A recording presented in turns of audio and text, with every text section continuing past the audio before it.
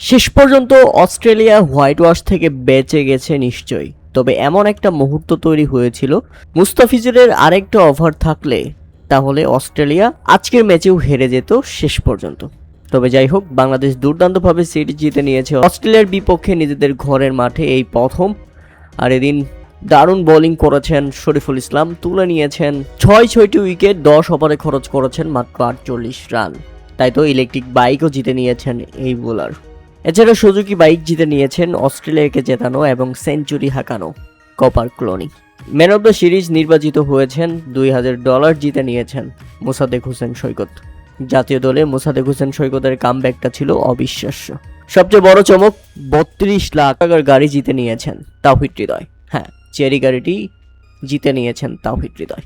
বাংলাদেশের ক্রীড়ামন্ত্রী অস্ট্রেলিয়ার বিপক্ষে জয়ের ট্রফিটি হাতে তুলে দেন মেহেদী হাসান মিরাজ এবং সহ অধিনায়ক নাজমুল হোসেন শান্তকে।